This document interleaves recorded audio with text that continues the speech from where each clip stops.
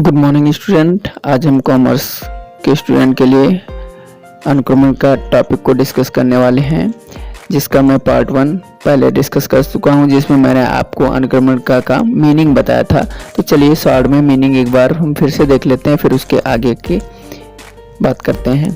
अनुक्रमण का क्या होती है? अनुक्रमण का उस संकेत को कहते हैं जिसकी सहायता से यह जाना जा सकता है कि कौन सा पत्र किस फाइल में और किस स्थान पर रखा है। मतलब अगर आपको किसी समय कोई पत्र ढूंढना है तो उसकी सहायता से आप पत्र को किस स्थान पर रखा हुआ है उसको खोजने में अनुक्रमण का सहायता करती है। तो चलिए अब देख लेते हैं कि अनुक्रमण का की आवश्यकता, महत्व तथा लाभ क्या होते हैं। तो अनुक्रमण का बनाने का अपना महत्व है, जिसे हम पॉइंट से समझ लेते हैं। सबसे पहला क्या है? पत्रों को ढूंढने में सुविधा। व्यापारिक कार्यालय में प्रतिदिन सैकड़ों पत्र आते हैं, जिन्हें फाइलों व अलमारियों में रखा जाता है। अनुक्रमण का जो है पत्रों को ढूंढने में सहायता पहुंचाती है। दूसरा पॉइंट क्या है कि समय की बचत होती है। अनुक्रमण का के बनाने से पत्रों प्रलेखों को ढूंढने में समय की काफ़ी बचत होती है। बहुत ही कम समय में हम पत्रों को ढूंढ लेते हैं। तीसरा क्या है? पत्रों प्रलेखों की सुरक्षा। जो प्रलेख होते हैं उनकी सुरक्षा होती है। कैसे होती है?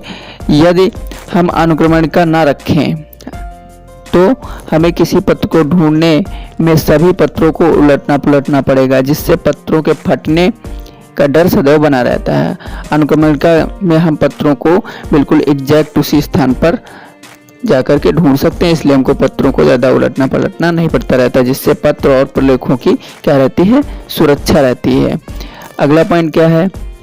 अगला पॉइंट है पत्रों को निश्चित क्रम में रखने की सुविधा।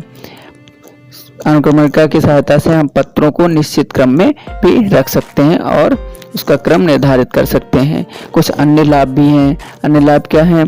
अनुक्रमण से अन्य कई लाभ हैं, जैसे इससे ग्राहकों का पता मिल जाता है, उनके बैंक का नाम मिल जाता है, किस्तों की देनदारी का भी ब्यौरा मिल जाता है। तो ये कुछ अन्य लाभ हैं।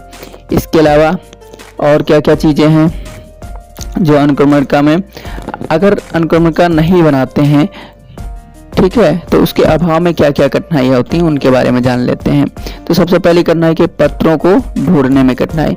अनुक्रमण के अभाव में वांछित पत्र को ढूंढने में कठिनाई का सामना करना पड़ता है और पत्रों को फाइल करने का प्रयोजन ही जो है नष्ट हो जाता है। दूसरी कठिनाई क्या होती है? तो दूसरी कठिनाई होती है पत्रों को उत्तर देने की कठिनाई। अनुक्रमण के अभाव में पूर्व आए पत्रों का पता लगाने एवं उनके उत्तर देने में भी कठिनाई रहती है। तीसरी कठिनाई क्या होती है? तीसरी कठिनाई होती है ग्राहकों से प्राप्त आदेशों की पूर्ति में कठिनाई।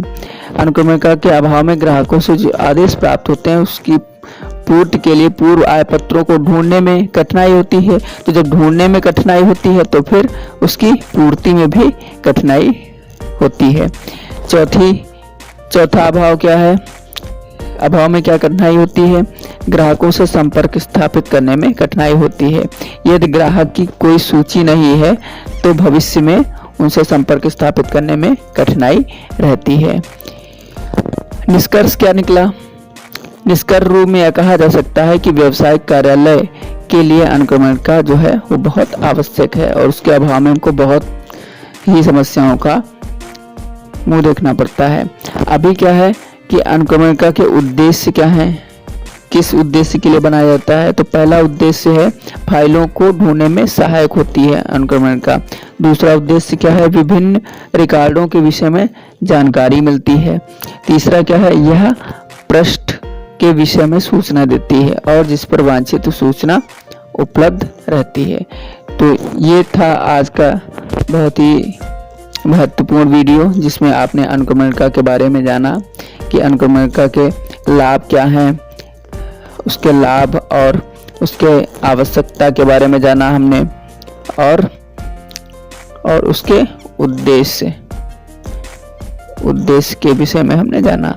तो चलिए आगे मिलते हैं नेक्स्ट वीडियो में। धन्यवाद।